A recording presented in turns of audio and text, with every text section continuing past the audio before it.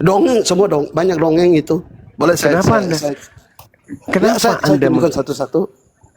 boleh Ya, ya. silakan. Seven Sleeper.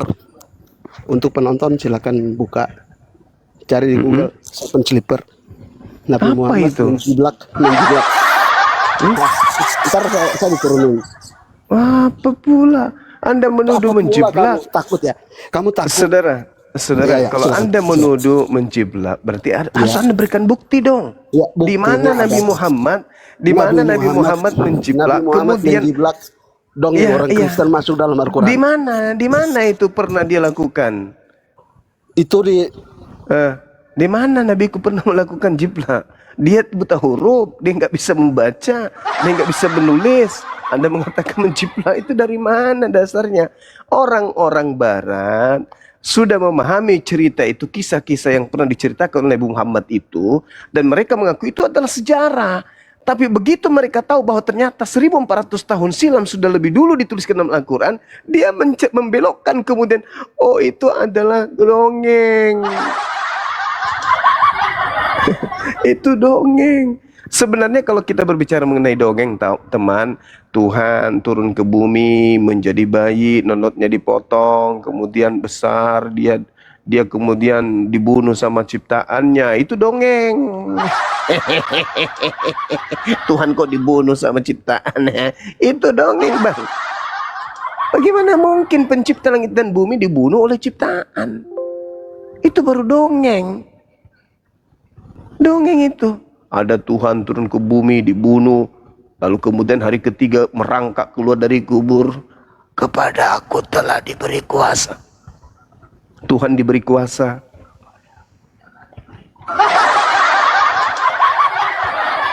Tuhan berteriak ditinggalkan oleh Tuhan yang lain. Itu dongeng. Kalau Anda menuduh Quran dongeng, maka saya kembalikan kepada pernyataan saudara gitu. Oh, kabur. Jadi teman-teman sekalian, ketika Anda mengatakan Nabi Muhammad itu berdongeng, tolong kasih bukti gitu loh. Menjiplak, kemudian mengcopy paste kemudian dari kitab saudara, tolong kasih bukti. Seperti saya ketika saya mengatakan bahwa Lukas menyusun berita tentang peristiwa-peristiwa yang terjadi berdasarkan penyelidikannya. Saya kasih bukti. Lukas 1, nomor 1, nomor 2, nomor 3. Gitu. Contoh termasuk kitab Anda menjiplak peribahasa. Di mana itu buktinya? Coba kita lihat dalam 2 Petrus. Paulus sendiri penulis kitab saudara yang mengatakan bahwa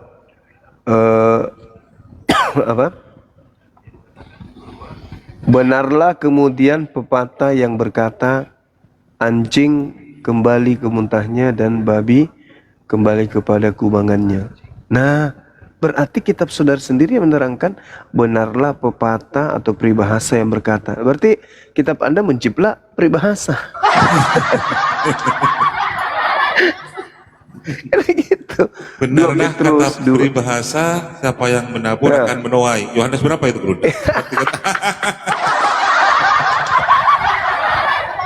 Berarti kitab Anda sendiri yang menjiplak peribahasa. Enggak, bukan firman Tuhan. 2 Petrus 2 nomor 22, nomor 21 sampai 22. Bahaya itu, Bang. Kalau Anda mengatakan sebuah pernyataan, apalagi berbicara mengenai akidah, tapi Anda tidak punya bukti, Anda dianggap penghujat. Kalau saya, jelas, saya kasih data. 2 Petrus 2, jelas tertulis begitu. Benarlah peribahasa yang berbunyi. Nah, kan artinya dia menjiplak peribahasa. Bukankah begitu, teman-teman? Betul. Nah, gitulah. Saya sapa guru. Jadi, saya sapa guru dulu, ya. Silakan. Ya. Ingat ya, kita diskusi ini edukasi, bukan kebencian ya, edukasi. Ya, materi-materi kita tersaji di Al-Quran dan juga di Bible. Silakan. Ya, selamat malam Bang Ahwa di muka mionya. Bang Ahua selamat malam satu kali. Saya turunkan. Bang Viti Go, Viti Gusti, selamat malam. Saya turunkan kalau Termasuk hal yang ini host, termasuk hal yang tidak bisa diterima oleh nalar itu Tuhan ulang tahun kan gitu ya.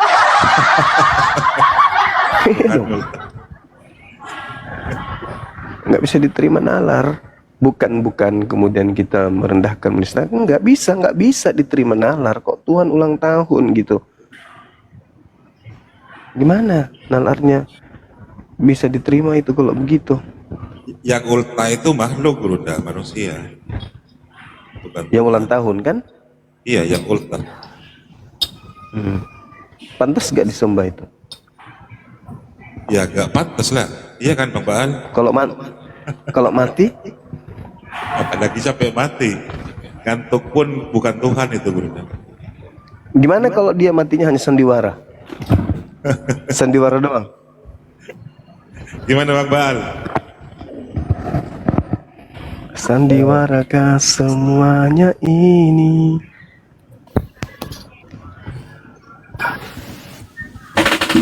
Enggak, saya cuma ngitung aja sudah ada 14 pasien tadi ini. B?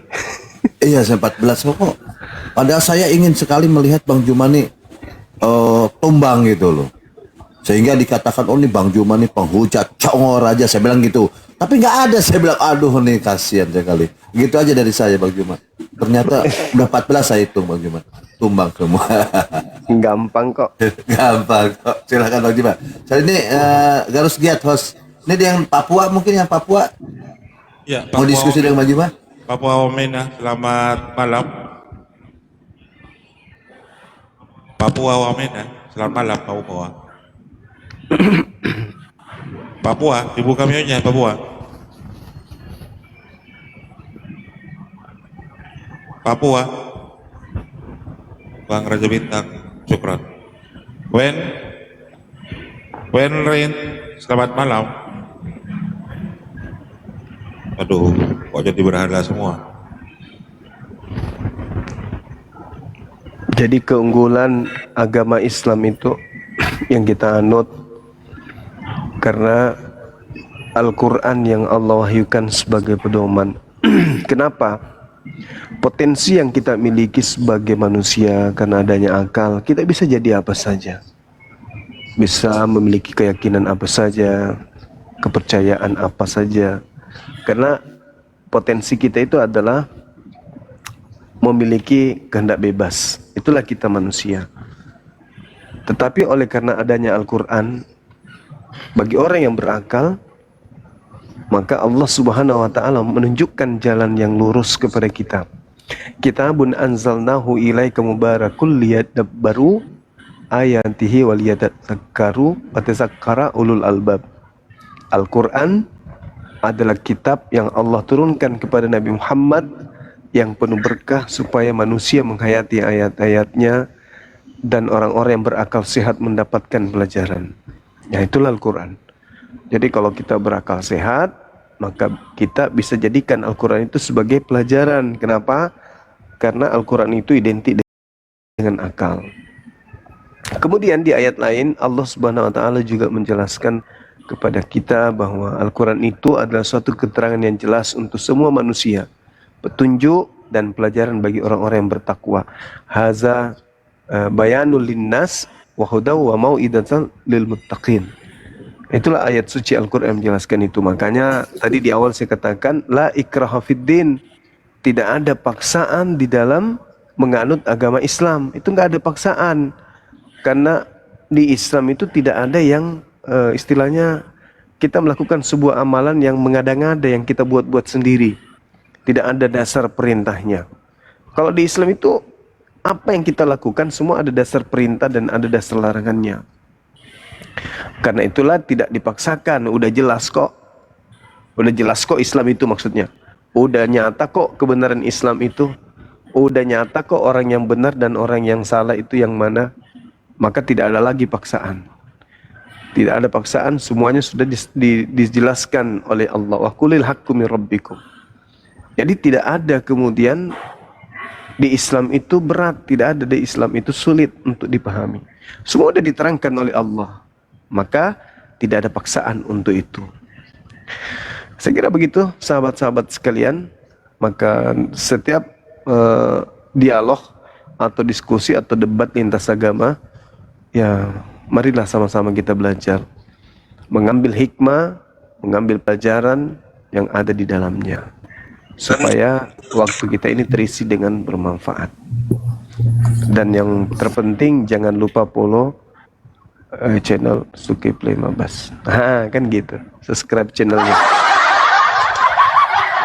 Lanjut. Lanjut teman-teman, silakan.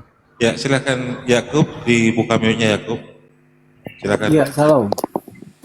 Ya. Ya. Ya, saya mau nanyakan kepada Bang Juma ya. Karena di Nasrani ini, saya jujur saya bukan Kristen, saya Nasrani.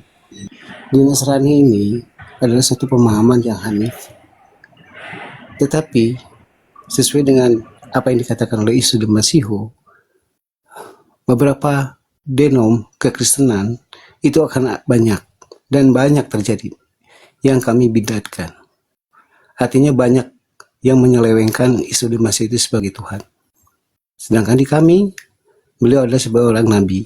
Nah, yang saya pun tanyakan, tadi bicara Bang Juma di Islam itu tidak sulit.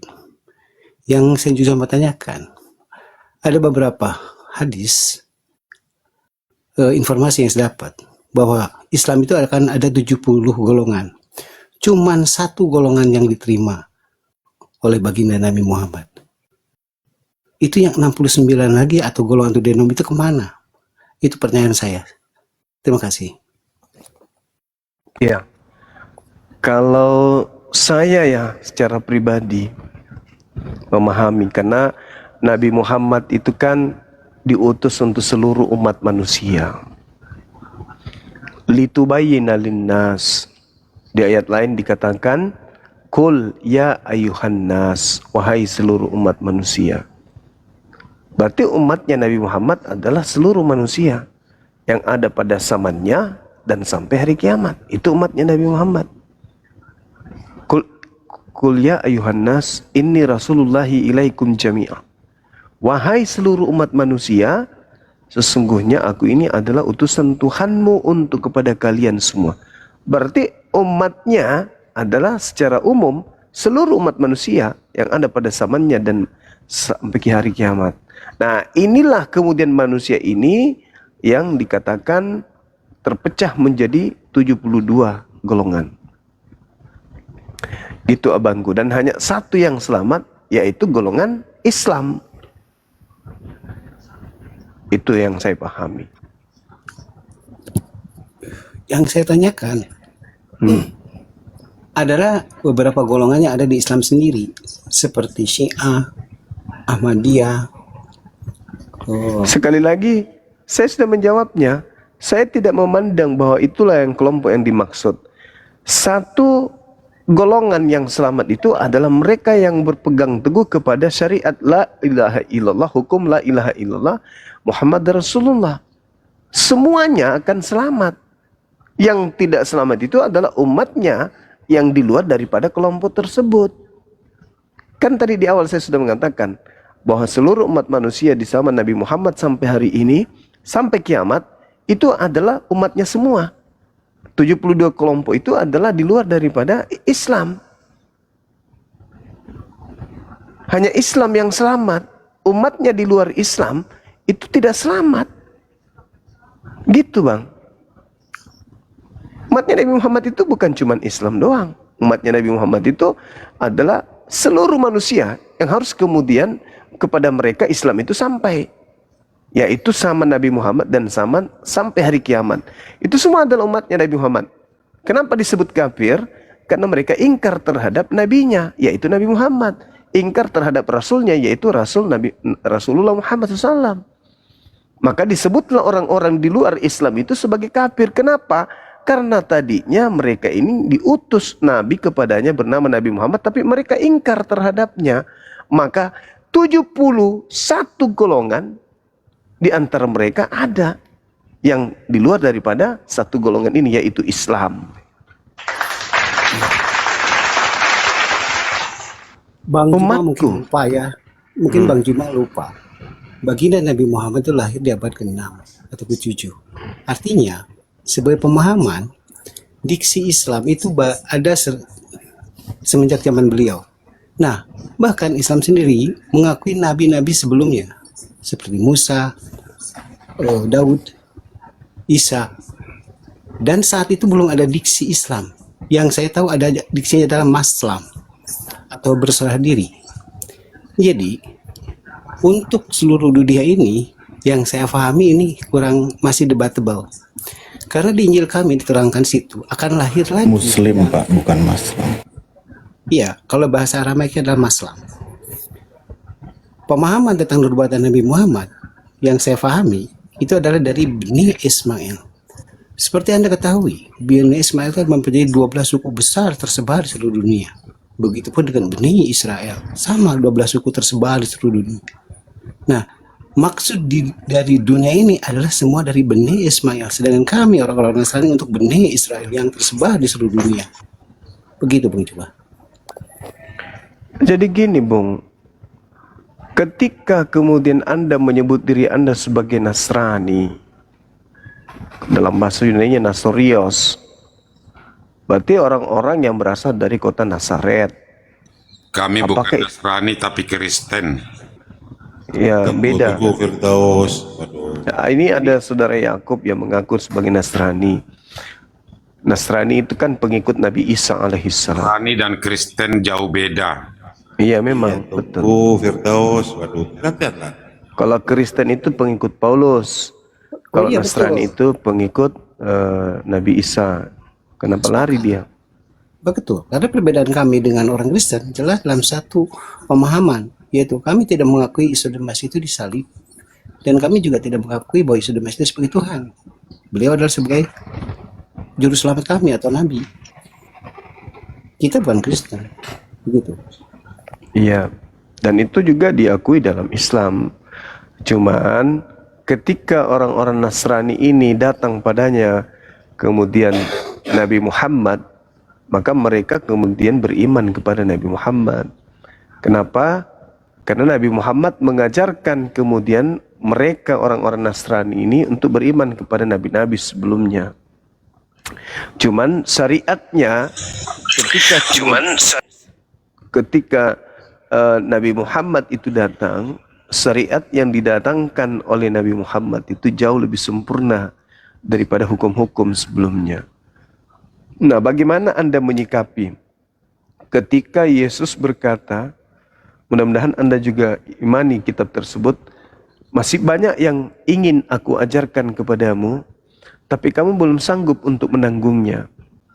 Tetapi ketika ia datang, yaitu seorang penolong lain, dialah yang akan mengajarkan segala sesuatunya kepadamu tentang hukum-hukum, keadilan dan pengisapan dunia akan dosa.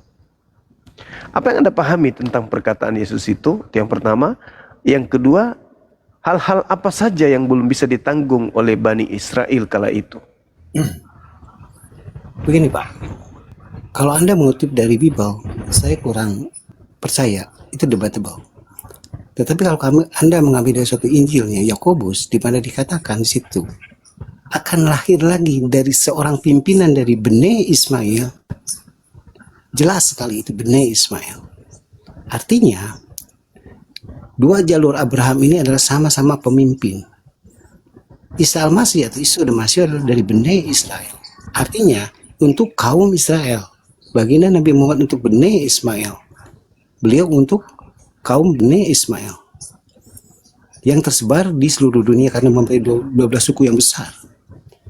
Nah, kami sebagai umat Nasrani memahami dan mengimani beliau ada sebagai nabi karena memang ada nubuatannya. Cuman bukan untuk Bani Israel, hanya untuk Bani Ismail. Begitu. Oke, saya rasa kita tidak perlu terlalu jauh berdebat tentang ini. Penting saudara saya ini sudah mengakui bahwasanya bukan Kristen, Nasrani dan Kristen itu adalah berbeda. Itu sudah cukup bagi saya untuk sementara ini. Silakan mungkin dari narasumber Islam yang lain. Dinda Alif monitor. Aku monitor Gurunda. Ya, silakan Dinda. Silakan saya monitor dulu, silakan. Iya. Cuman ini Kang Baal dari tadi udah gatel dia. Baik. Oke, ya sambil apa ya? Ini sudah guru kami cukupkan. Sebenarnya artinya Bapak ini siapa namanya ketutup ya? Sorry. Oh, Pak Yakub. Maaf. Pak Yakub, tinggal Anda berani membuka diri, melembutkan hati, menerima kebenaran apa yang disampaikan oleh Nabi terakhir. Kan gitu. Karena umat dan Rasulullah Nabi Muhammad SAW dan juga umatnya itu jelas tertulis di dalam Al-Quran, dikatakan sebagai umat terbaik. Sementara Yesus pernah berkata bahwa nanti, di dalam Matius 21 nomor 43 itu akan dicabut dari bangsa Yahudi diberikan kepada bangsa non-Yahudi, kan gitu.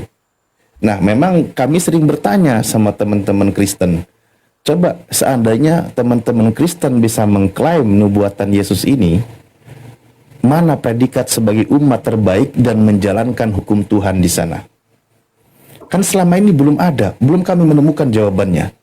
Dipindahkan, dicabut dari bangsa Yahudi, diberikan kepada bangsa lain, bangsa non-Yahudi, di mana bangsa tersebut akan menjalankan perintah Tuhan. Kan gitu kata Yesus. Nah, artinya tongkat kerajaan Tuhan itu sudah dicabut dari mereka, maka cari. Seandainya itu ada di Kristen, coba di mana mendapat predikat tersebut, kan gitu. Anda lupa. Nah, oh saya lupa, siap. Ingatkan, Pak. Israel itu tidak hanya suku Yahudi aja. Oh iya. Nasrani, ada Ruben, ada Benyamin. Oh, kalau itu saya ingat, Pak. Bani Israel, Bani Israel itu kan 12. Ya kan, 12 Bani Israel.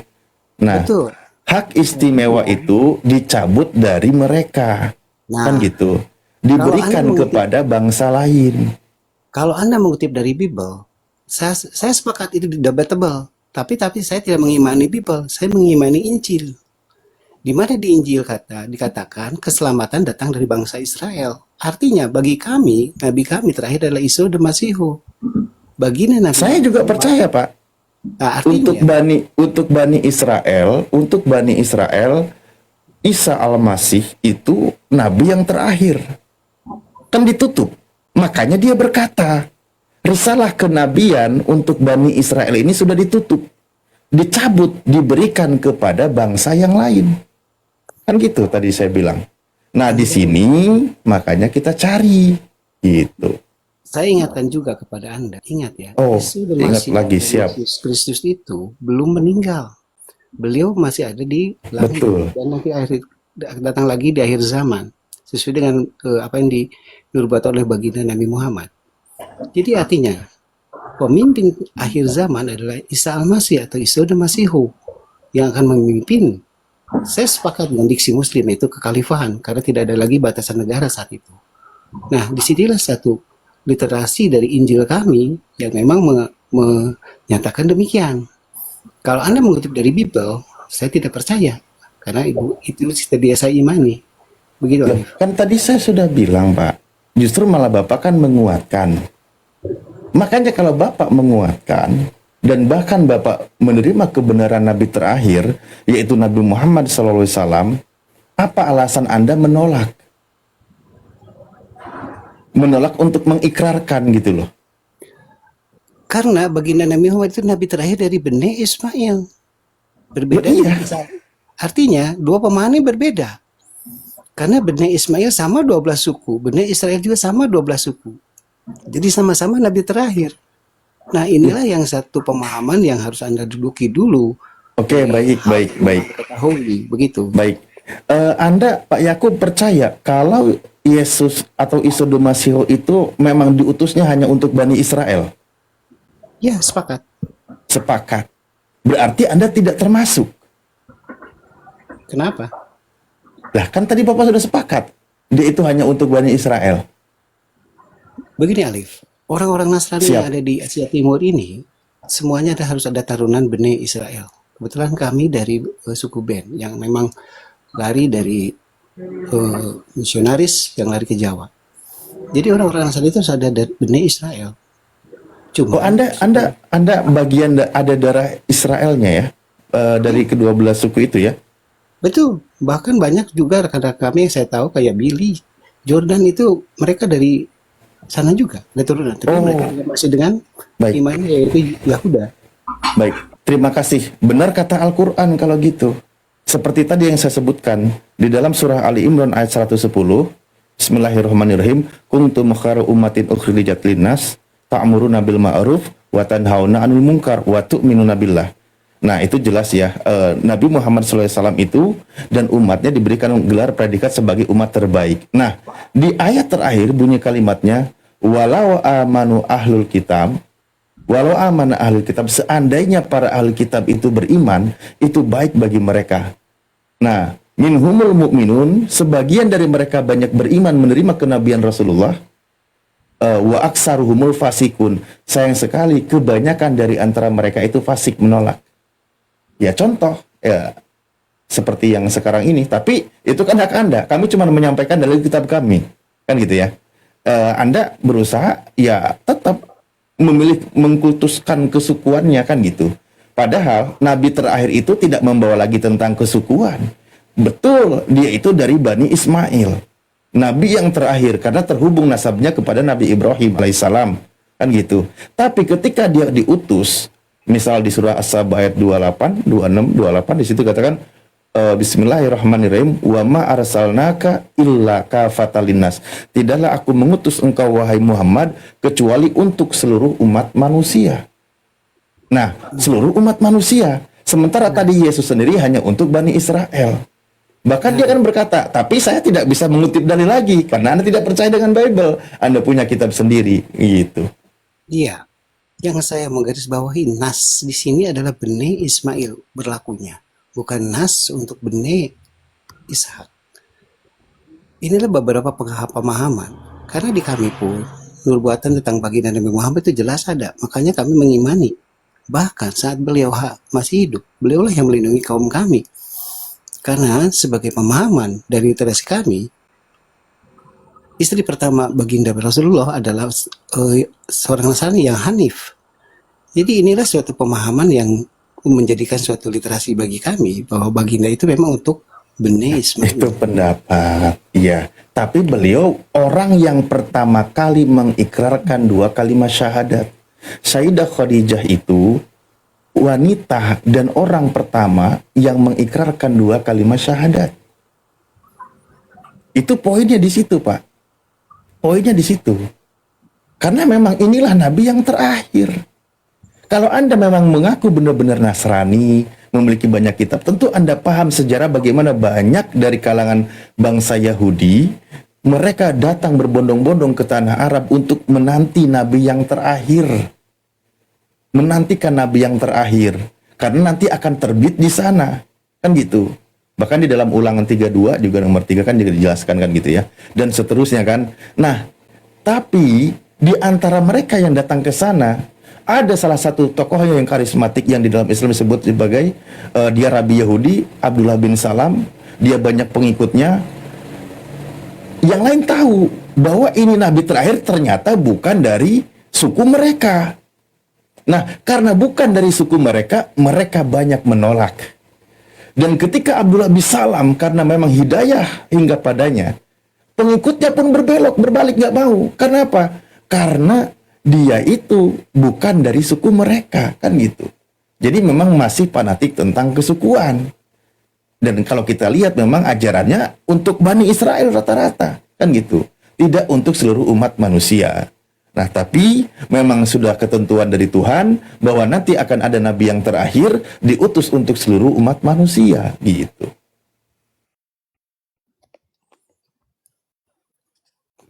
Hanya kamilah kaum yang satu-satunya yang memuliakan baginda sebagai seorang nabi, berbeda dengan Yahudi dan Farisi atau Saduki. Jadi, pemahaman tentang nubuatan Nabi Muhammad saat itu bukan ada di Mekah, sebenarnya di Syam. Saat itu belum ada negara Arab. dua pemahaman yang harus Anda pahami. Beberapa literasi dari Injil kami yang memang setingkat hadis atau Talmud, dikatakan bahwa Rabai kami bertemu dengan baginda Rasulullah saat beliau masih remaja. Ini menyatakan dia nabi untuk Bani Israel, Iya Bu Khairah. Bani Ismail. Di waktu di Syam, pergi berdagang ke Syam itu. Iya Pak, di sini kita Dua poinnya pemahaman. sudah dapat sebenarnya. Iya. Jadi artinya dua pemahaman tentang hal ini dinyatakan di dalam kitabnya Rabi Bujairah. Dua nabi terakhir itu memang ada. Pertama adalah Isa Al-Masih itu memang terakhir dari Bani Israel. Sedangkan baginda Rasulullah nabi terakhir dari baginda jalur Ismail. Makanya saya sepakat dengan Bang Juma. Semua denom-denom atau golongan yang tidak memuliakan baginda itu adalah sesat. Termasuk Syiah mungkin ya. Jadi artinya dua pemahaman hal ini tentang siapa nabi terakhir itulah debatable antara Muslim dan Nasrani. Berbeda dengan orang-orang Kristen yang memahami bahwa Yesus itu akan turun lagi bukan sebagai manusia atau sebagai Tuhan. Inilah letak perbedaan antara dua pemahaman tentang Isa Al-Masih. Baik, dan Nabi mantap. terakhir. Pak izin tanya gini aja deh, kan Pak Yakub termasuk tadi percaya kalau Isa Al-Masihu itu dia tidak mati di salib ya? Ya, sepakat. Dia selamat dari penyaliban itu ya? Iya, betul. Wah, mantap. Ada literatur sendiri Pak? Ada dua yang memang menyatakan kalau literasi yang memang Anda pahami di Barnabas ada, ya di Yakobus ada. Cuman perbedaan dengan Muslim, beliau itu diselamatkan bukan di Taman Getsemani atau diangkat langsung di pas penangkapan. Beliau itu diselamatkan berlari ke Al-Quds atau Ben Himikadas atau sekarang Al-Aqsa. Di situlah berterbang antar bumi dan langit. Ini juga tervalidasi oleh baginda Nabi Muhammad yang saat melakukan mi'raj itu di Al-Aqsa, bukan di Taman Getsemani. Begitu. Iya, dia ke sana karena di situ tempat para nabi. Beliau bahkan disebut namanya sholat sunnah tahiyatul masjid di sana, dan sholat di tempatnya para nabi Bani Israel sebagai bentuk penghormatan juga, kan gitu ya, beribadah di sana. Tapi ya bagus sih di sini memang bagusnya tuh begini ya.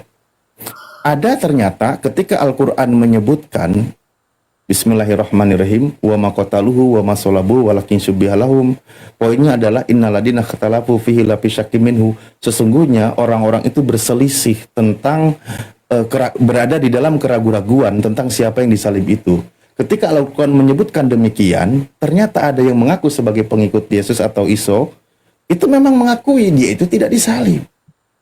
Lagi-lagi kami hanya menguatkan sebagai Muslim bahwa perselisihan itu benar-benar ada. Bahkan kalau kita lihat sih sebenarnya sejarahnya itu di abad kedua juga ada beberapa pendapat kan. Ada yang menyebutkan Simon dari Kirene yang disalib, ada yang melihat ada juga sekte Gnostik itu yang mengatakan bahwa hanya penyaliban saja, dia menontonnya sambil tertawa dari atas padahal dia tidak disalib kan gitu. Ada beberapa sekte dan termasuk Bapak juga bagian dari perbedaan-perbedaan pendapat itu. Lagi-lagi ini tentang bahwa Al-Quran itu benar. Padahal Allah mengabarkan, engkau tidak pernah membacanya kitab terdahulu sebelum ini, wahai Rasulullah, kan gitu. Dan engkau tidak berada di sampingnya. Makanya Al-Quran menyebutkan, dalika min amba'il ghaibi nuhihi ilaik. Itulah bagian dari kabar-kabar gaib, maksudnya wahyu, yang Allah wahyukan kepada engkau. Padahal engkau tidak berada di sampingnya pada waktu itu. Dan ini membuktikan kebenaran Al-Quran. Gitu. Iya, artinya apa yang ditulis di Injil itu memang dibenarkan oleh Quran. Artinya kamilah orang-orang Nasrani yang meyakini terlebih dahulu, baru baginda Nabi Muhammad memvalidasinya. Nah, ini adalah satu pemahaman literasi perbedaan dari dua nabi yang dari Bani Israel dan Bani Ismail. Itulah yang menjadikan pemahaman dua nabi terakhir. Jadi memang kita debatable dalam hal ini. Cuman dari dua pemahaman nas ini menjadi suatu pemahaman yang salah. Nas di sini manusia, betul untuk seluruh dunia. Sepakat. Tetapi Bani Ismail itu sangat besar, ada 12 suku. Bani Israel pun sangat besar, ada 12 suku. Nah, tersebarlah di seluruh dunia ini. Mungkin yang disebut nas. Kalau menurut versi kami begitu. Loh, justru gini loh Pak. Al-Quran itu datang banyak sekali mengingatkan para ahlul kitab. Di mana dalam penjelasan Imam Syafi'i, ahlul kitab itu kan adalah mereka baik dari kalangan Nasrani maupun Yahudi yang dari keturunan atau Bani Israel kan gitu. Menjelaskan, wahai ahli kitab, telah datang rasulmu, seorang rasul untuk kalian. Fa'aminu billahi wa rusuli, kamu itu harus beriman kepada Allah dan kepada Rasulnya. Diikuti, kan gitu.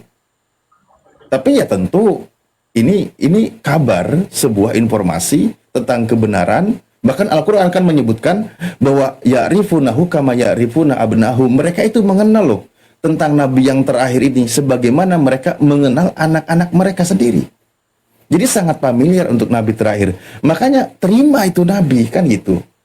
Terima. Nah, artinya memang Al-Quran itu mengabarkan bahwa nanti dari kalangan mereka itu akan banyak alasan, ya seperti yang diskusi kita ini kan gitu. Maksudnya Bapak ya selalu, ya itu biarkan untuk mereka, pokoknya Bani Ismail aja kan gitu ya.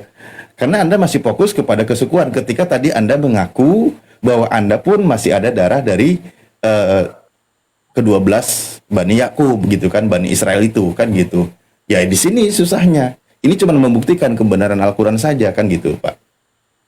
Oh gini aja deh Pak, kalau begitu saya tanya.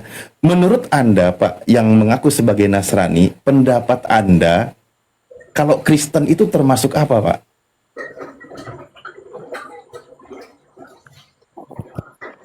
Di zaman Isa dan Masih itu ada, dia tidak pernah sekali mengucapkan kata Kristen. Dan tidak ada gereja saat itu. Inilah suatu diksi pemahaman yang salah bagi kaum Bani Romawi ya, atau Bani Yunani, yang menyatakan bahwa Isa dan Masih itu adalah bagian dari Tuhan itu sendiri. Nah, siapa yang menyelewengkan? Ya, Anda tahu sendiri, adalah Saulus. Dialah pencipta diksi Kristen. Bagi kami mereka adalah bidat. Begitu. Oh, baik, terima kasih. Anda sudah paham ya berarti ya, maksudnya sudah tahu betul bagaimana ajaran yang menyesatkan atau menyelewengkan dari ajaran ISO itu sendiri, keluar dari ajaran ISO itu sendiri. Oke, saya izin menyapa dulu ini yang baru naik nih, Love. Kasihan dari tadi pada turun naik terus, nggak disapa. Ini Love dulu, monitor. I love apa ini? I love Bang Sobata. Selamat pagi sudah sekarang. I love Bang Sobata. Dibuka mute-nya dulu. Kok suara saya double ya? Bang Ari saya turun dulu naik lagi. Suara saya double. Aman. Oh iya. Assalamualaikum warahmatullahi wabarakatuh, Gruda. Waalaikumsalam. Bang Baal, Ustaz Arif.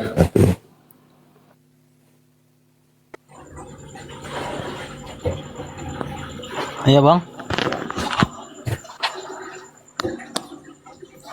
Iya, I love Bang Sobata. Agamanya apa Bang? Ya, saya Kristen. Oh iya, silakan Ustaz Arif. Waduh, baru aja aku nanya Kristen, udah ada Kristen. Bang, abang tersesat bang. Abang itu mengikuti ajaran yang tidak diajarkan oleh Yesus. Tapi tanya dulu, kali aja di Kristennya beda. Dari Kristen mana bang? Protestan. Oh, Protestan. Kamu termasuk yang percaya kalau Tuhanmu pernah mati? Percaya. Oh ya bener Pak Yakub, ini yang tadi Bapak sebutin ini Pak. Masa Tuhan mati? Dia kan mati cuma dagingnya aja, bukan rohnya. Alah. Ya, sama lah kayak kita. Mati itu terpisah roh dengan jasad. Dia kan Tapi kan dagingnya juga daging Tuhan. Dagingnya juga kan daging Tuhan kan? Dia kan 100% manusia, 100% Tuhan. Iya, ini juga diulang lagi kayak kemarin. Donatur kan? Yesus Yesus yang 100% manusia adalah 100% Tuhanmu, kan gitu. Ya. Lah iya, jadi Tuhanmu 100% manusia. Karena Tuhanmu sudah menjadi daging. Lalu dia mati ketika Ya. disalib. Ya. Ya ini benar kata Pak Yakub, ini yang mengikuti ajaran sesat ini kayak gini. Si Yakub yang ngajar sesat itu. Mungkin orang-orang Kristen silakan. sering minum obat sakit kepala ya. Karena tidak ada satupun di dalam Injil yang menyatakan bahwa Yesus dan Mesias Yesus itu seorang Tuhan. Dikatakan oleh Zakaria dia adalah hamdalah, artinya hamba Tuhan. Nah, kalau dia 100% manusia, selamanya dia akan 100% manusia. Tidak pernah dia akan menjadi Tuhan. Perbuatan ajaib atau mukjizat yang beliau praktekkan di dunia ini itu adalah dengan izin Elohim, Yakub, bukan mau dia sendiri. aku boleh nanya sama kamu. Oh silakan. Yesus lahir dari berhubungan intim atau tidak? Tidak. Ya udah, dari firman Tuhan Allah kan. Betul, sepakat kalau itu. Ya udah, jangan kau samakan. Muslim juga sepakat. Ini daging firman Allah. Allah yang mana saat ini? Ya Bapak di surga Daging firman Allah. Tuhan. Allah yang mana itu? Itu ditanya Allah yang mana? Ya Bapak di surga lah. Cemana kau? Teos maksudnya. Ya, boleh bilang teh. Nah, Tuhan Yesus Kristus sebagai orang Kristen yang percaya kepada satu Allah yang benar. Dia yang awal dan akhir. Siapa? Ya, sesuai perkataan Sang Firman, kitab suci. Betul. Artinya Perkataan yang kekal. kalau Anda Ini menerima si Yakub ini bukan Kristen ini. Dia ini Muslim ini. Saya Kristen, Oh, saudara. saya bukan Muslim, saya Nasrani. Saya luruskan ya. Kalau Yesus itu sebagai 100% manusia, betul saya aminkan dari sekarang. Nah, Tapi dia bukan Tuhan. Dia menyembah Tuhan yang agung, yaitu Kalau Elohim. Filipus bersaksi, kenapa kau tidak pernah baca dalam Alkitab, saudara? Yang mana Tunjukkanlah Bapa itu kepada kami, dan kami bisa merasa puas. Filipus mewakili seluruh manusia loh. Kenapa kau tidak pernah belajar tentang Filipus? Filipus yang mana coba? Kau buka dalam 1 Yohanes, kau baca di situ. Nah, inilah perbedaan antara Nasrani dan Kristen. Di mana kami tidak memakaikan Bible, kami menggunakan Injil. Yakub, Dua literasi Injil dan Bible itu berbeda. Injil Sebab menggunakan kalian bahasa tidak Aramaik, mengenapi ya. Sedangkan tentang Bible kitab menggunakan para bahasa nabi dan Romawi. rasul-rasul. Jadi berbeda Kalian pemahaman mengurangi dan tafsirnya. menambahkan ayat Alkitab, dan itu nyata. Kalian percaya kalau Tuhan Allah itu adalah Tuhan Allah yang menciptakan langit dan bumi, yang awal permulaan. Sekarang saya bertanya, yang berkata siapa? Sang Firman atau Tuhan Allah? Kau bisa menjawab enggak? Kalau Allah pencipta langit dan bumi, saya percaya. Tapi bukan Yesus. Yesus adalah makhluk. Kau tidak mendengarkan perkataan Sang Firman, yaitu yang diutus anaknya. Ya. Semua orang percaya Mesias. Engkau percaya Mesias enggak? Percaya. Mesias itu ada 3 golongan. Nabi, Iya. Imam, dan Mesias raja. palsu. Mesias palsu. Tidak. artinya Tidak. Mesias ini Kita adalah sudah seorang tahu manusia, kalau bukan kau sudah Tuhan. bilang 3 Mesias itu Mesias palsu. Jangan nyerocos Artinya- gantian Putra Sil. Kalau orang ngomong jangan dipotong. Ini benar ini. Bagaimana kau bilang 3 Mesias? Mesias 1 kok. Ini putra kurang tahu ya artinya Mesias itu apa ya. Definisi. Mesias yang diurapi, yang diberikan kekudusan atas langit dan bumi. Dia yang awal dan akhir. Apakah Tuhan pernah diurapi? Wahyu diturunkan kepada Palestina, yang diartikan dengan bahasa Israel yaitu Theos. Bahasa Indonesia adalah Sang Firman, perkataan Tuhan Allah itu. Kalau perkataan Tuhan betul saya sepakat, tapi Yesus bukan Tuhan. Dia manusia biasa. Yang berkata Sang Firman, kau tidak percaya perkataan Sang Firman. Kau punya Mesias ada 3. Seperti Nah, 3 orang inilah. Mesias yang masuk dalam goa keluar darah-darah. Inilah dua pemahaman Binang yang salah siri dalam kapur. kekristenan ya. Yakub, Yang saya pahami, kekristenan itu ada 2 saat itu ya. Kekristenan Yakub. Assyria atau yang Islam dan kekristenan Katolik. Kalau Protestan itu Yakub. adalah denom. Yakub. Oh Yakub, Ya, aku boleh nanya sama kau. ya silakan. Pernah nggak Yesus berkata sama orang-orang orang Israel, kalau kau melihat aku, berarti kau melihat Bapakku. Aku dan Bapakku adalah satu. Pernah nggak kau baca ayatnya itu? Kalau ayat itu di Bible mungkin ada ya, tapi kalau di Injil tidak ada. Udah ngarang Yang ada kau. perkataanku adalah perkataan dari Bapa. Itu yang benar. Apa yang saya ucapkan itu ucapan dari Bapa, bukan dia melihat Bapa. Tidak ada diksi itu. Kau berkata perkataan Bapa dan kau berbicara tentang perkataan Bapa. Perkataan Bapa itu apa? Dia firman. Ya, kenapa kau mengurangi dan menambahkan tadi saya bertanya? Itu yang salah di situ. Nah, artinya Terima kasih. pemahaman tafsir tentang firman dengan Nasrani dan Kristen berbeda. Firman itu adalah pewahyuan atau perkataan yang disampaikan. Apa yang diucapkan Bapak itu yang diucapanku. Itu yang ada. Tapi kalau melihat Bapak melihat aku itu tidak ada. Itu perbedaan tafsir di dalam pemahaman literasi di Injil kami. Bang Putra, Mengurangi ayat Alkitab. Aduh, ini harus diajarkan dulu. Yang mengurangi ayat Alkitab dan menambahkan itu adalah penyesat dan antikristus. Jangan kau semakan diri kau dengan pengikut antikristus ya. Itu sangat bebal. Karena sudah ditegur 2 kali nih. Ini yang ketiga kali nih. Masih mau lanjut berdiskusi atau kita ngobrol-ngobrol santai aja nih? Ya silakan, Anda kan pengikut Paulus. Silakan, ngobrol silakan. Rasul Paulus dia menceritakan dibenarkan oleh iman sebab hukum Taurat sudah tergenapi tetapi tidak dibatalkan. Dan engkau tidak tahu tentang perjalanan Paulus, perjalanan Rasul Petrus saat saya bertanya, kita dimitrai oleh Kristus. Di dalam ayat manakah kita tertulis dalam pemeteraian itu? Perkataan Paulus atau perkataan Petrus? Kau bilang kau belajar Alkitab, nih saya tanya kau ini. Justru Paulus lah yang membatalkan hukum Taurat. Aneh kan? Sebab itu kau tidak mendengar. Saya bertanya apa, kau menjawab apa. Sudah bang, lanjut aja, kita diskusi santai aja. Ya silakan. mana ada yang membatalkan hukum Taurat? Digenapi. Saya lupa ayatnya. Cuman Alif mungkin bisa tahu. Paulus itu membatalkan hukum Taurat itu di mana? Berarti tuh? kok Di enggak? Korintus. Efesus 2 nomor 15. Oh, Di nyamar Efesus. kau. Di Efesus tuh, betul.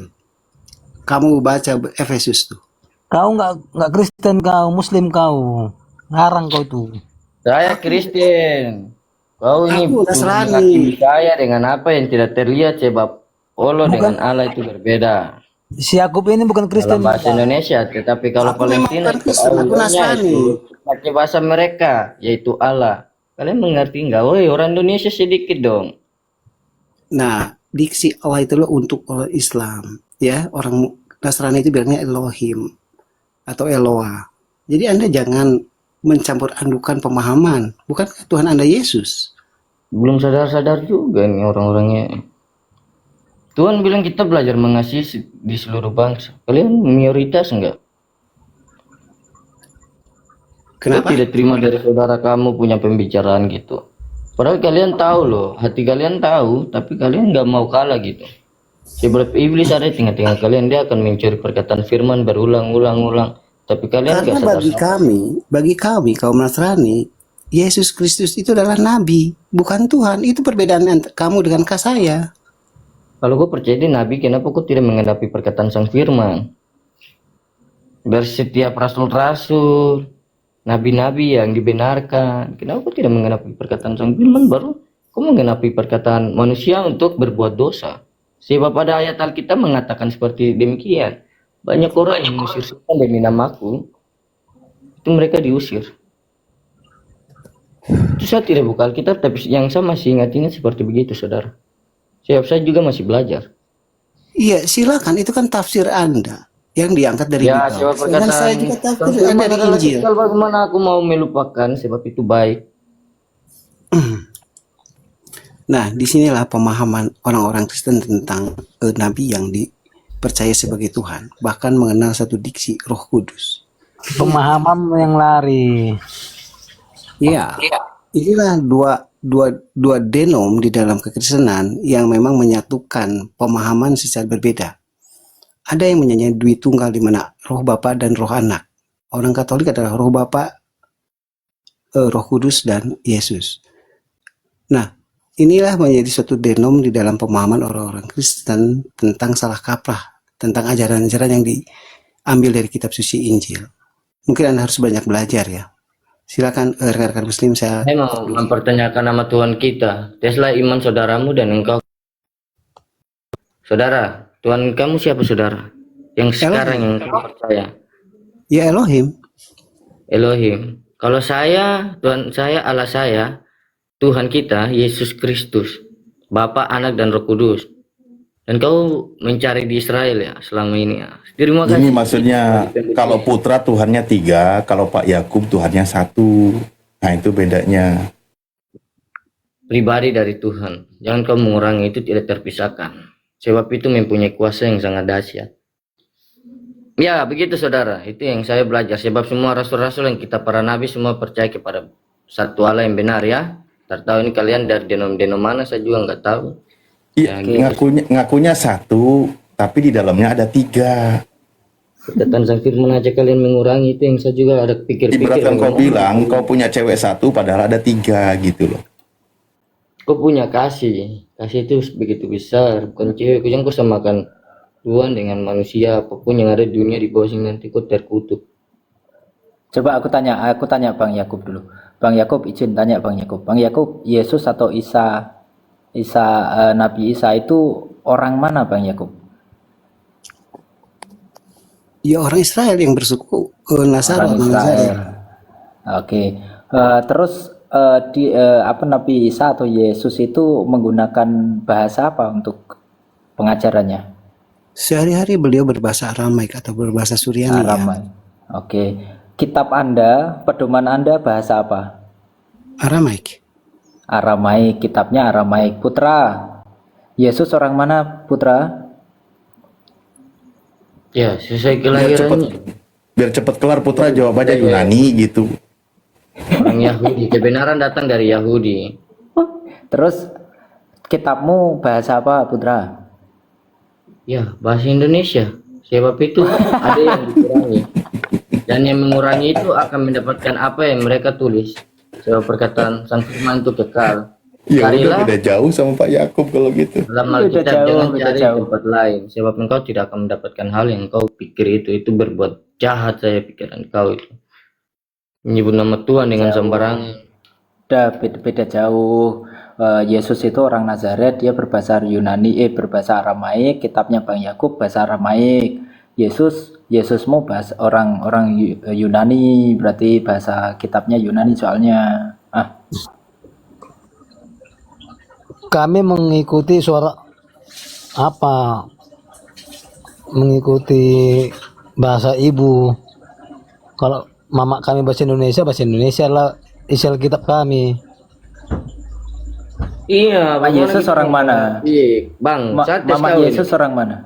Mama Yesus. Kalau kau tahu bahasa Israel, kau bisa dengan lantang Mama satu paragraf saja kau berbicara tentang bahasa Israel. Saya akan mendengar. Mama Yesus orang mana? Mama Yesus orang mana? Jangan cuma kau bilang Elohim, Elohim, baru kau tidak tahu itu maknanya apa, terjadinya seperti apa. Udah diam dulu lah, Putra lah, diam dulu. Aku mau tanya Bang Yakub, izin Ustadz, nanti mungkin Ustadz bisa untuk membuka apa namanya untuk membuka wawasan kita semua juga, karena saya juga pernah diskusi sama Bang Yakub. Ternyata Ustadz, setelah saya diskusi itu satu poin yang saya dapat, Bang Yakub ini meyakini bahwa Nabi Isa alaihissalam turun ke bumi di akhir zaman itu sebagai nabi atau membawa syariat baru. Itu Ustadz. Kira-kira gimana Ustadz? Mungkin Ustadz Alif lebih detail untuk berdiskusi ini. Oke. Iya, seingatku Pak Yakub ini dulu itu namanya aku lupa loh, bukan Pak Yakub. Mungkin Bapak kalau mau konfirmasi boleh atau klarifikasi ya. Dulu Pak Nasrani siapalah, aku lupa namanya itu yang Nasrani. Kalau dulu Amran, ada Amran namanya dulu. Aku pernah ketemu juga, bukan, tapi katanya beliau bukan juga. Oh bukan. Pak Alif, Bukan, bukan. Jadi sebentar, saya ingin jawab dulu ya. Kesaksian Gini, ya, kesaksian kedatangan siapa Nabi ya? Isa alaihissalam, oh ya Pak Esau, Palsu. Pak Esau ya. Nabi Isa alaihissalam itu datang kedua kali itu bukan membawa syariat baru, bukan. Jadi bukan berarti dia kenabian mendapatkan wahyu baru dan sebagainya. Dia itu hanya mau menyelesaikan tugasnya yang belum selesai. Makanya dikabarkan oleh Nabi kami, beliau itu datang akan turun nanti kedua kalinya, bahkan disebutkan lokasinya di Menara Baidoh, Masjid Menara Baidoh itu sekitar Damaskus Suriah, daerah sana. Datang di waktu subuh. Dia datang sholat menjadi makmum dari Imam Mahdi, kan gitu. Dia sholat, artinya di situ sudah jelas tidak membawa syariat baru. Ibadahnya mengikuti ibadah yang sudah disyariatkan oleh Nabi terakhir, yaitu Nabi Muhammad SAW, kan gitu. Nah, apa tugas dia yang paling prinsip dikabarkan di dalam Al-Quran, di dalam hadis Rasulullah itu, satu, wayuk sirus solam gitu kan, dia itu akan memecahkan, menghapuskan penyaliban. Jadi doktrin penyaliban itu yang selama ini Putra, siapa di Love ini, pokoknya oten-oten kalian yang selama ini mengagung-agungkan penyaliban itu akan dipatahkan oleh dia, kan gitu. Lalu dia itu akan membunuh babi. Konsep tentang makan babi itu akan dibantah oleh dia, dan dia itu akan memakmurkan zakat dan menghapus jizyah, kan gitu ya. Jadi memakmurkan zakat artinya memang hukum Tuhan ditegakkan, syariat yang sudah diajarkan oleh Rasulullah SAW. Sampai-sampai ketika hukum Tuhan itu ditegakkan, keadilan terjadi, tidak ada lagi orang miskin. Karena apa? Karena makmur bumi ini, kan gitu, mengalami fase kemakmuran. Nah di situ, karena hukum Tuhan ditegakkan, ya konsep menyembah dia, menuhankan dia itu akan dipatahkan. Itu menurut penjelasan dari Islam, begitu. Ya, itu kesaksian Muhammad itu benar itu. Silakan Pak. Udah, terakhir diam dulu, kamu nyimak dulu karena jauh kitabmu itu. kalau orang kitabnya Muslim Yunani ini pintar soalnya. debat kusir. Ya, Kitab nyimak saya, dulu. kitab Gimana saya. sih? Kitab Iya, kitabmu, makanya nyimak dulu. bagaimana kau Makanya menghalangi nyimak, saya? ya nyimak. Sebab iblis Ya itu udah, ada di nyimak dulu. tengah-tengahmu. Udah, nyimak dulu. Silakan Bang Yakub. Ya baik. Mungkin di sini dalam pemahaman datangnya di zaman, saya sepakat ya. Cuman memang ada dua tugas yang beliau memang belum dilaksanakan. Satu adalah membunuh masa dagala, kedua adalah menghukum orang yang menuhankannya. Saya koreksi apa yang disebutkan Alif tadi, bahwa pewahyuan itu tidak akan lagi ada. Ingat ya, setelah terbunuhnya masa dagala, itu akan terjadi suatu peristiwa besar lagi yang mencakup dunia ini, yang mengancam umat manusia, yaitu dengan kedatangan Gog dan Magog. Artinya, literasi ada menyebut adalah Yajud dan Majud. Tidak ada seorang nabi pun yang bisa membunuh kaum tersebut. Maka Isa dan Masih itu bermohon kepada Elohim. Artinya, pewahyuan itu tetap turun. Artinya apa? Doa beliau itu dikabulkan. Dengan didatangkannya adalah hujan, sehingga makhluk itu habis. Itu mah literasi hadis, Pak. Jangan menyebut nama Tuhan Allahmu ini dengan ya. sembarangan. Bang Yakub tadi saya sudah sampaikan. Sebentar ya. Kau ini aduh. Tidak tahu perkataan itu, kau tidak. Dua Apa itu? pemahaman tentang artinya. Kau kira kau sudah membela laut seperti Musa? Aneh sekali kau otaknya ini. Putra, diam dulu Putra. Kamu kan punya 3, sabarlah. Dua pemahaman tentang adanya syariat atau aturan. Kau tuh nggak Kristen lagi, kau udah Muslim kau itu Yakub. Melanggar bukan Kristen, aku peraturan bukan Muslim, hukum aku Musa. Nasrani. Coba gantian, jangan kayak pasar, gantian. Kau ngaku-ngaku kau. Jadi Udah dibilang artinya, dia bukan Kristen, Sobatan, Udah dibilang dia bukan ini- Kristen, dia Nasrani. ini Nasrani. Ah, Tapi bukan Esau, Ustaz Alif kayaknya kalau suaranya. Kalau Esau itu kan sudah agak sepuh. pemahaman Ya nggak apa-apa, nggak apa-apa. Lanjut. atau aturan aturan itu pasti ada atau syariat itu ada. Dua pemahaman tentang aturan itu akan ditambah. Kenapa? Karena saat itu tidak ada lagi batasan negara. Jadi artinya semua satu sepakat. Artinya umat yang hanif mengesahkan satu Tuhan. Itu dulu yang kita memang pahami dulu. Artinya aturan atau syariat itu pasti ada. mungkin beliaulah yang akan menurutkan. Sifat berdustami itu Cuma Yakub. di dalam diksi kenasranian kami tidak ada yang namanya Imam Mahdi. Tidak ada. Siapa itu? Rekan-rekan pun sendiri tidak akan tahu karena Mahdi itu adalah sebutan yang artinya diberi orang yang berpetunjuk, bukan nama orang. Jadi memang debat-debatnya di situ. Oke, saya tanggapi dulu ya sedikit ya biar tidak terlalu panjang. Dan ini buat teman-teman Kristen, ini khusus diskusi yang Tuhannya Esa ya. Kalau kalian yang 3 nanti sabar. Ya, kalian diam dulu, nyimak dulu, oke? Nah, Itu sesat, itu menyembah Bapa yang Abraham yang tidak berasal dari Allah. Waduh, Bukan gantian tahu. dulu saya kami izin mau putra. menanggapi dulu. Nanti saya Yang turunkan tidak ke berasal dari kau. Allah. Nggak apa-apa, ini anggap aja bunga-bunga. Kita lagi ada rumput-rumput tapi cukup Al-Imran menghias lah. ayat 3 itu menyatakan Al-Quran sama dengan Diam. kau aneh-aneh Gini ya. loh Pak, maksud saya sampaikan, dia itu tidak membawa syariat baru. Ayat. Kalau tadi contoh, bahkan betul, dalam hadis panjang Rasulullah menjelaskan tentang kisah Nabi Isa alaihissalam dan kisah Dajjal. Jadi memang Nabi Isa itu mudah untuk mengalahkan Dajjal. Sama Bahkan Dajjal digambarkan dia itu akan mati, terbunuh, meleleh seperti garam. Kan gitu ya, yang kena panas. Nah, sementara Ya'juj dan Ma'juj ini, Nabi Isa nanti berdoa kepada Allah sehingga Allah utus bala tentaranya yang lain ya. Nanti disitulah panjang kisahnya. Nah itu doa Nabi Isa dan itu sudah dikabarkan oleh Nabi kami. Maksud saya sampaikan tidak membawa syariat baru. Contoh tadi ketika dia memakmurkan zakat, tentu zakat itu aturannya sudah ditegakkan oleh Nabi kami kan gitu. Tidak ada aturan-aturan yang baru. Kalau masalah berdoa itu tidak ada masalah. Makanya ketika dia sholat ibadah menjadi makmum, bentuk dia itu menghormati umat yang terakhir. Cara ibadahnya mengikuti. Seperti itu Pak. Jadi bukan tentang mungkin hanya di sini tentang perspektif aja saya rasa ya.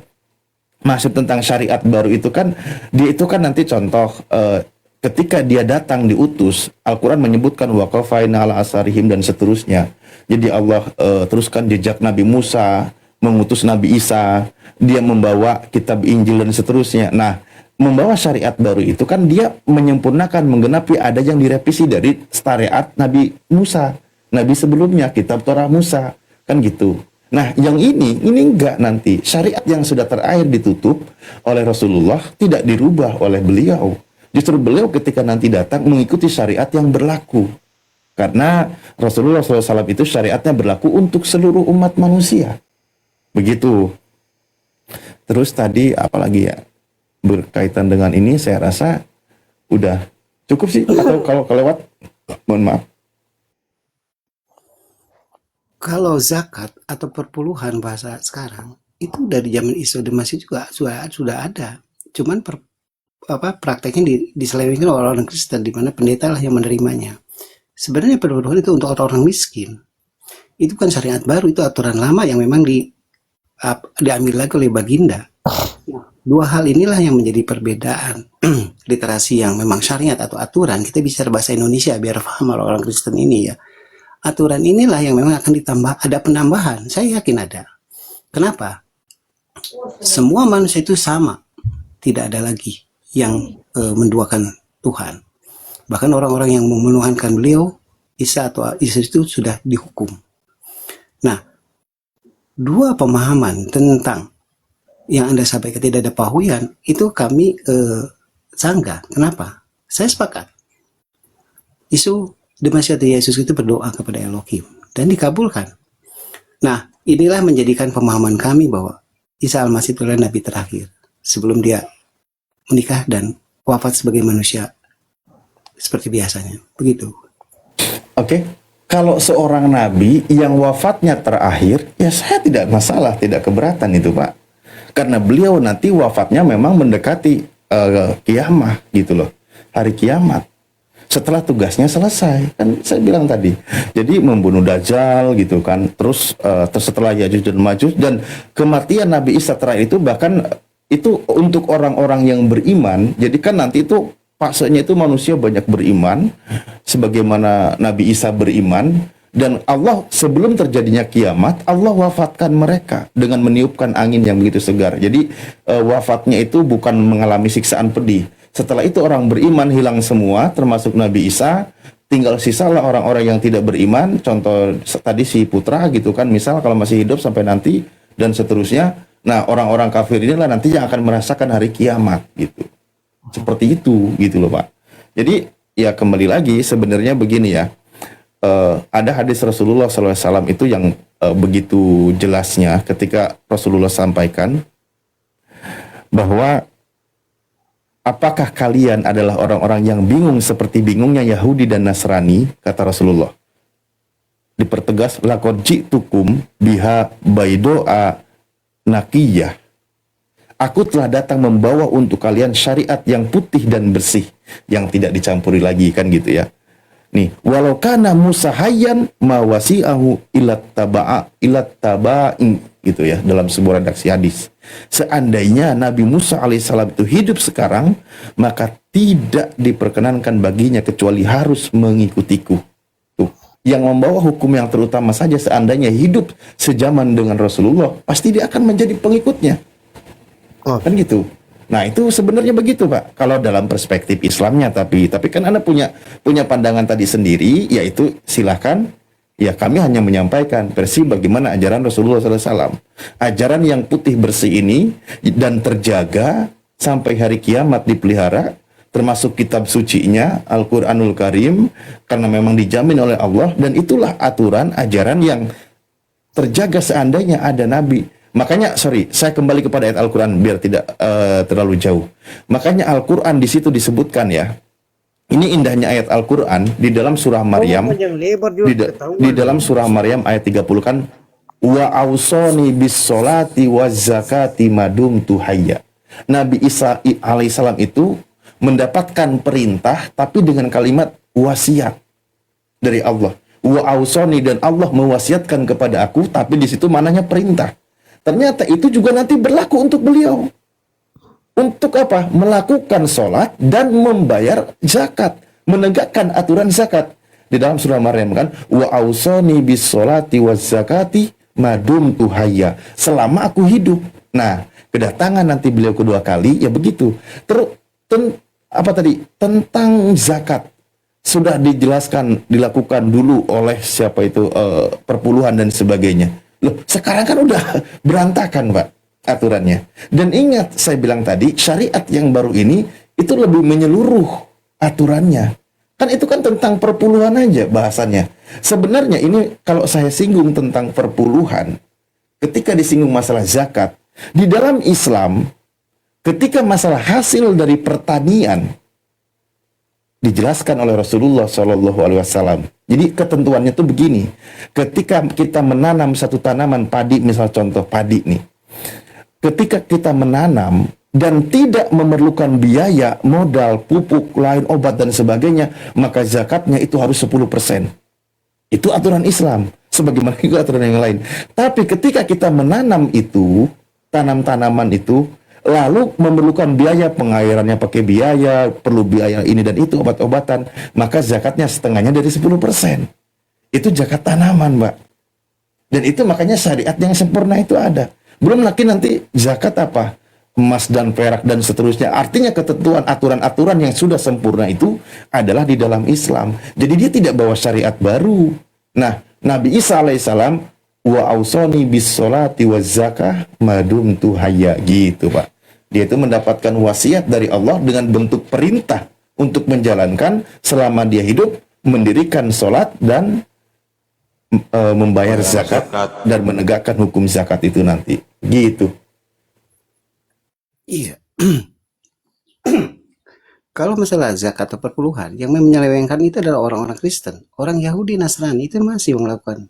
Tuh dengerin Marcel, ini. Intinya zakat itu digunakan untuk orang-orang yang tidak mampu atau perpuluhan itu. Itu adalah ajaran dari Isa dan Masih yang memang mengatakan begitu. Nah, kita kembali lagi dengan dua hal pemahaman tentang keislaman ini. Ingat ya, saya pernah membaca satu buku surah Nabawiyah, di mana dikatakan bahwa baginda itu pernah bertemu dengan rabai kami, yaitu Zarakah. Nah, beliau hidup sejaman dengan Zarakah bin Nafah. Itu adalah paman atau sepupunya dari istrinya beliau, baginda. Apakah beliau mengajak Zaraka untuk menjadi Muslim? Tidak. Karena sama-sama penganut yang Hanif. Bahkan beliau memang menanyakan tentang dua hal yang memang beliau tidak pahami tentang artinya namus. Dua pemahaman. Orang-orang Yahudi menyebut adalah Gabriel, orang-orang Nasrani, terutama suku dari Binyamin itu pada mengatakan namus. Nah, jadi dua kaum ini saat baginda pun hadir, kita seiringan. Cuman saya harus akui bahwa baginda lah yang melindungi kaum Nasrani di negara Hijaz. Berbeda dengan orang Yahudi dan Saduki yang memusuhi beliau. Begitu, Alif.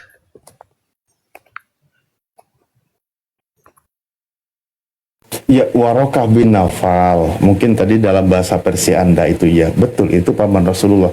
Dan itu artinya benar. Rasulullah seorang nabi itu memang sangat dinantikan. Dan sudah dikenal ciri-cirinya kan gitu. Makanya di situ dalam hadis Bukhari itu dijelaskan tentang Warokah bin Nawfal ini. Dia berkata apa? Seandainya aku hidup sejaman dengan dia ketika dia berdakwah, maka aku akan menjadi pembelanya. Kan gitu. Artinya dia berarti mau tuh menjadi pembelanya. Kenapa dia belum? Ya itu wahyu pertama. Beliau kan tidak tahu. Bahkan di situ dikatakan sudah syai'un kabir. Sudah sangat tua Warokah bin Nawfal ini. Nah itu kisahnya begitu. Bahkan ada, tapi okelah nanti terlalu jauh kisahnya. Tidak tertulis di hadis tersebut beliau itu adalah mengikuti, menerima bahwa dia itu adalah sebagai Rasulullah Allah kan gitu ya. Jadi seperti itu Pak tentang kisah pertamanya. Iya, dia itu memang orang yang belajar, mempelajari itu. Dijelaskan di dalam hadis panjang itu dijelaskan. Jadi ketika ketika Nabi Muhammad SAW menerima wahyu pertama itu kan. Nah, karena apa? Karena kalau dibahas Pak, ini istrinya Sayyidah Khadijah itu tahu kalau dia itu calon nabi. Tahu dia. Karena tahu dari informasi yang didapat. Makanya sangat menanti-nantikan kapan momen itu datang. Makanya begitu momen itu datang, langsung dia bawa kepada pamannya, dijelaskan. Oh, faqala lahu, berkatalah kepada Rasulullah Warokah. Apa dikatakan? Hada namus alladzi nazalallahu ala Musa. Ini adalah namus yang telah pernah turun, pernah datang atau pernah Allah utus kepada Nabi Musa. Dia berkata apa? Ya laitani fiha, dan seterusnya dalam sebuah hadisnya kan, seandainya aku nanti hidup, maka ketika dia berdakwah, maka aku ini akan menjadi pembelanya. Kenapa dia tahu nanti dia itu akan diusir oleh kaumnya dan seterusnya. Seperti itu dalam sebuah hadisnya gitu. Memang begitu Pak peristiwanya. Makanya Al-Quran menyebutkan di dalam surah Al-Baqarah, ya'rifunahu kama ya'rifuna abna'ahum. Itu tentang wahyu pertama sih Pak, tentang wahyu pertama. Belum ada ajakan Rasulullah, belum, orang baru aja menerima wahyu. Kan gitu. Dia masih ketakutan, masih kaget gitu kan. Sebagai manusia pertama kali menerima wahyu, makanya di situ diperkuat ternyata benar dia itu adalah nabi yang terakhir. Begini Alif. Ada dua pemahaman di dalam kitab Zarakah itu. Baginda Nabi Muhammad adalah nabi begitu dia lahir. Dia udah predikat nabi sudah melekat pada dirinya. Cuman memang Elohim menubuatkan dia itu diangkat jadi rasul yang memang dikatakan harus punya umat di usia 40. Jadi pengertian nabi itu dia lahir sudah jadi nabi sama dengan Isa Al-Masih. Nah, rasul untuk Isa Al-Masih di usia 33. Rasul buat baginda itu di usia 40. Ini artinya nabi itu lahir begitu, predikat nabi itu udah menempel kepada jiwa raganya saat dia itu lahir. Berbeda dengan rasul. Rasul adalah suatu literasi atau khalifah, suatu pemahaman yang mempunyai umat dan menyebarkan. Nah itu bukan dua literasi yang harus Anda pahami dalam diksi antara nabi dan rasul. Ya kalau kami muslim paham lah Pak. Jadi artinya pewahyuan pertama itu dia sudah menjadi seorang nabi, tapi belum menjadi seorang rasul. Makanya saat itu dia bertanya kepada Rabi Zaroka. Begitu Alif. Ya kalau dikatakan nabi, bahkan para ulama itu menjelaskan mengikuti definisi nabi. Man uhiya ilaihi wala umira bitablighi, orang yang sudah menerima wahyu, menerima bimbingan dari Allah. Al-Quran juga menyebutkan wa wazadaka dolang fahada, Kan gitu, wajadaka. Jadi ketika Allah hendak tersesat, maka Allah berikan petunjuk. Itu dari usia mudanya. Dia sudah menerima bimbingan, menerima wahyu.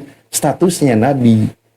Makanya ketika usia dia 2 tahun, dia sudah dibersihkan dadanya, kan gitu. Statusnya nabi, dibimbing wahyu. Tapi belum mendapatkan syariat yang menjadi sebuah perintah disampaikan kepada umatnya. Maka itu nanti ketika dia di usia 40 tahun. Ketika wahyu pertama yang menjadi Al-Quran, atau Al-Quran wahyu pertama yang diterima oleh Rasulullah, Iqra surah Al-Alaq, kan gitu. Iqra bismi rabbikal ladzi khalaq, dan seterusnya.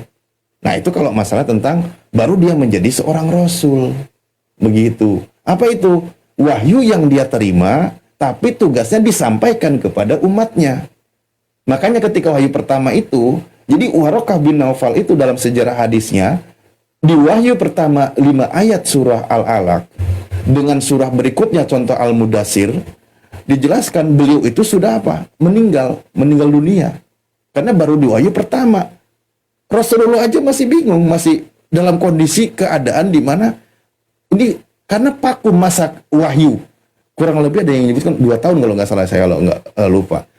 Wahyu itu baru pertama turun, lama tidak turun lagi. Kan Rasulullah sebagai manusia kebingungan dan sebagainya. Baru nanti ada ayat berikutnya. Apa itu? Suruh menyampaikan. Kum fa'angdir. Bangunlah kalian, kan gitu. Nah, jadi antara fase itu memang Waraqah sudah tua. Dalam hadis Rasulullah juga dijelaskan beliau itu wafat, kan gitu. Antara wahyu pertama dan kedua. Itu kisahnya. Nah, tapi kembali lagi tentang ajaran. Kan sebenarnya kan Pak Yakub ini kan paham sekali. Ya itu tadi, Al-Quran itu cuma mengabarkan begini. Walau amana ahlal kitab, seandainya para ahlul kitab itu beriman, khairul lahum, itu tentu baik bagi mereka. Al-Quran itu mengabarkan bagi orang-orang yang sudah paham tentang kebenaran Rasulullah. Sayang sekali, walau amana ahlul kitab lakana khairul lahum minhumul mu'minun. Memang sebagian dari mereka itu banyak yang beriman, tapi wa aktsaruhumul fasikun. Kebanyakan dari mereka itu fasik. Sudah tahu ini nabi terakhir, sudah tahu ini adalah nabi penutup, rasul penutup, tapi mereka ya sebagaimana orang-orang Yahudi waktu itu, ya mereka tahu. Orang Yahudi juga sekarang begitu bilangnya. Ya tahu dia itu nabi, tapi biarkan itu untuk mereka. Bilangnya begitu. Padahal Rasulullah sendiri sudah menyampaikan berdasarkan wahyunya. Dia datang bahkan mengingatkan wahai ahli kitab dan seterusnya bahwa sudah datang nih seorang Rasul terakhir untuk kalian semua. Tapi masalahnya di sini saya nggak bisa ngutip misal Yohanes atau apa. Ya Anda sendiri nggak percaya gitu kan. Tapi sebenarnya banyak kutipan-kutipan yang menarik sih di sana gitu. Jadi begitu Pak. Jadi penolakan. Nah tetap penolakan ini di dalam Al-Quran disebutnya sebagai tergolong orang yang fasik gitu. Tapi versi Al-Quran loh. Oke, silakan. Gimana tentang perang itu, Bang? Coba ceritakan tentang perang. Nanti dulu Erik, nanti dulu. Antri yang 3, antri urutan yang Tuhannya 1 dulu ini. Ya, Tuhan 3 nanti. Silakan Bang Yakub. Emangnya ada Tuhan Abang? Islam kok mana mengakui ada Tuhan? Ya diam dulu, gantian yang Tuhannya 3, gantian dulu. Nanti kesempatannya. Daripada Tuhanmu nggak ada. Ya Tuhannya Yesus juga nggak ada kok. Waduh, kamu itu Erik.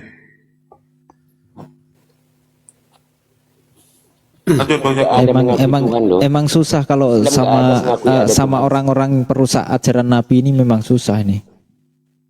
Diam dulu lah. Ajaran pagan, diam lah. Tuhannya Yesus juga nggak kelihatan. Kata Pak Yakub, makanya anak orang jangan dituhanin. Jadinya kayak gini kau ini kalau diskusi. Gitu. Daripada kau nggak punya Tuhan. Silakan Pak Yakub. Pak Yakub, Anda nggak punya Tuhan katanya Pak Yakub, karena nggak kelihatan. Gimana ini? Bukan syahadatmu yang bilang. Iya, kalau Tuhan kelihatan, hancurlah dunia ini. Jadi begini ya. Karena tidak kelihatan atau kelihatan. Dua pemahaman literasi tentang akhir zaman. Syahadatmu yang bilang, syahadatmu nggak ada Tuhan. Apa sih? Yesus dan Mesias atau Yesus Kristus, saat beliau nanti hadir, ada dua pemahaman yang memang berbeda di dalam literasi.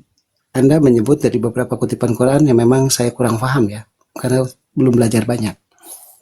Tetapi yang jelas, inti dari permasalahan yang memang mengetahui tentang syariat atau aturan baru itu akan saya bukakan dari Injil kami yang memang menyatakan itu ada.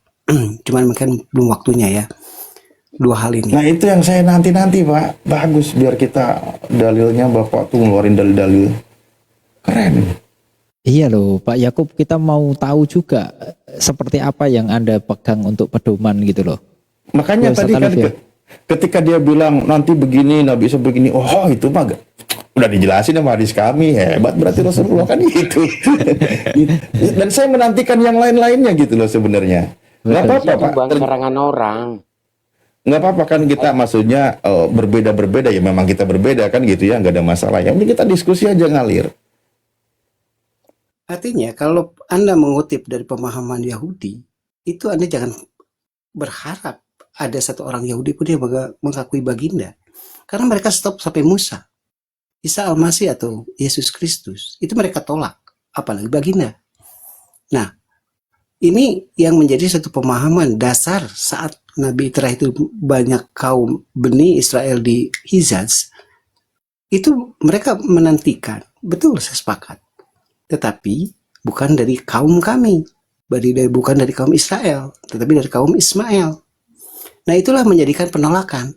Sebenarnya kalau saya satu buka dalam satu literasi, kalau Anda mengutip dari Tauratnya Yahudi Ortodok, itu saya bisa katakan salah. Kenapa mereka berkumpul di Hijaz atau di Jazirah Arab untuk menyatakan Nabi terakhir? Ada dua literasi yang harus Anda pahami. Semenjak zaman Isa Al-Masih atau Yesus itu ada, Taurat itu sudah ada dua, Taurat Samaria dan Taurat Yahudi Ortodok.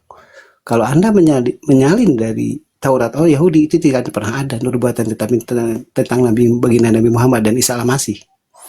Tetapi kalau Anda melihat dari Tauratnya Samaria, nah disitulah tervalidasinya kenapa orang-orang Yahudi atau Bani Israel itu berkumpul di Jazirah Arab. Karena memang ada nubuatan tentang Nabi terakhir itu. Yang mereka tunggu memang sepakat saya dari kaum mereka. Kaum kami pun ada di situ. Apakah dari kaum Yahudi atau kaum Nasrani? Ternyata Elohim berkehendak lain. Ternyata dari kaum Ismail. Ya, jadi artinya literasi tentang Taurat itu harus Anda pahami juga. Berbeda pemahamannya dengan Taurat Yahudi Ortodok. Yang memang kitab sucinya adalah tanah. Tetapi orang Nasrani mengimani Isa Al-Masih sebagai nabi.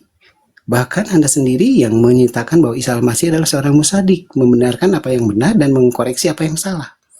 Nah, dari kedua Taurat ini, Isa Al-Masih menyempurnakan menjadi Injil. Begitu makanya orang-orang Nasrani sangat menghormati beliau karena memang ada nubuatannya. Begitu Ali. Oke, terima kasih, mantap. Saya akan bacakan ayat Al-Quran, satu ayat nanti berikutnya juga keterjemahan. Ini menarik ya, saya akhirnya Al-Quran. Bismillahirrahmanirrahim.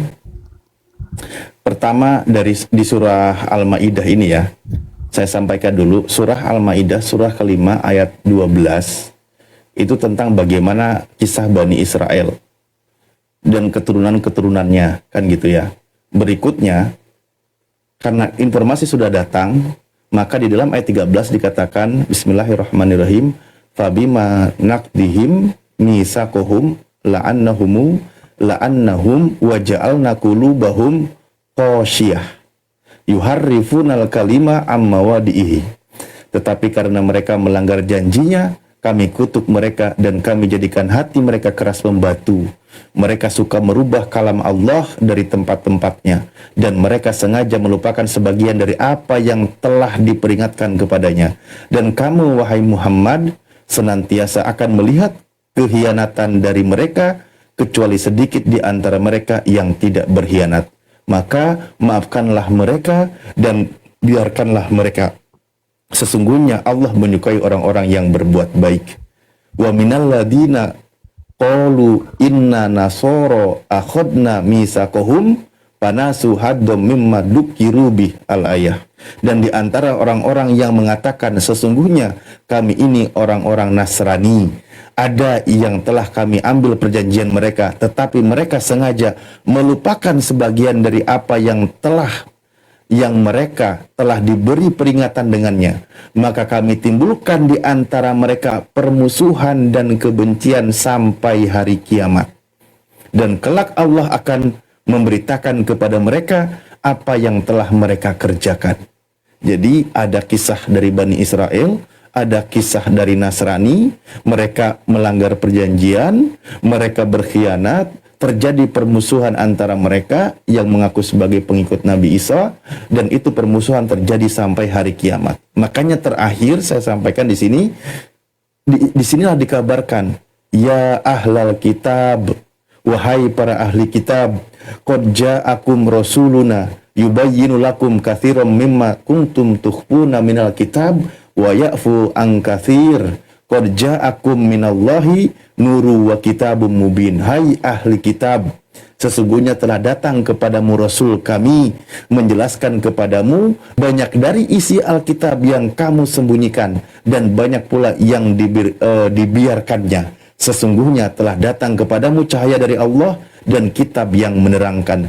Yahdi bihillahu manittaba'a ridwanahu subulas salam wa yukhrijuhum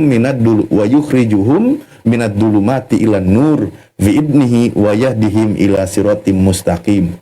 Dan dengan kitab itulah, yaitu Al-Quran, Allah menunjuki orang-orang yang mengikuti keridoannya ke jalan keselamatan, dan dengan kitab itu pula Allah mengeluarkan orang-orang itu dari gelap gulita kepada cahaya yang terang benderang dengan seizinnya dan menunjuki mereka ke jalan yang lurus.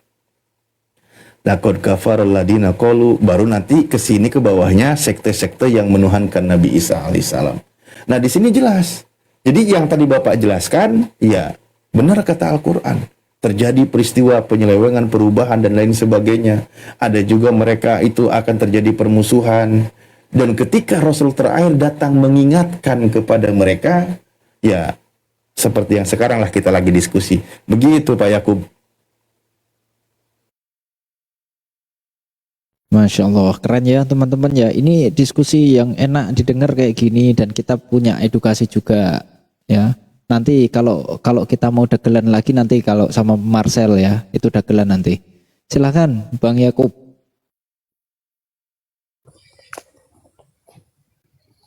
Ya, sebagai kaum yang hanif, yang memang menyatakan di dalam literasi Injil kami, kebenaran adalah kebenaran. Cuman ada dua pemahaman yang harus Anda pahami. Kalau kita mengembali lagi kepada kesejarahan, yang ada di Hijaz itu atau di Makkah itu kebanyakan bukan Yahudi utara, tapi yang dari selatan, orang-orang Samaria. Itu mungkin ya titik masalah kenapa mereka berkumpul. Tetapi yang banyak berkumpul di situ menurut Injil kami atau hadis kami atau Talmud kami, itu orang-orang Nasrani juga ada di Hijaz, bahkan sebagian ada di Madinah atau Madinah sekarang. Jadi dua hal inilah yang menjadikan pemahaman tentang lahirnya Nabi terakhir itu bukan di Bani Israel atau di Palestina sekarang, tetapi di Hijaz, di daerah Makkah.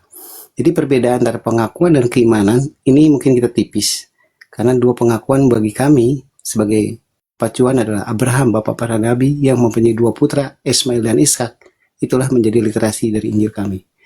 Mungkin segitu dulu. Karena sudah malam, saya izin turun. Terima kasih. Assalamualaikum. Sama-sama Pak, terima kasih edukasinya. Ya, Keren. Pak Yakub, izin nanti habis ini kita DM ya, Pak Yakub ya.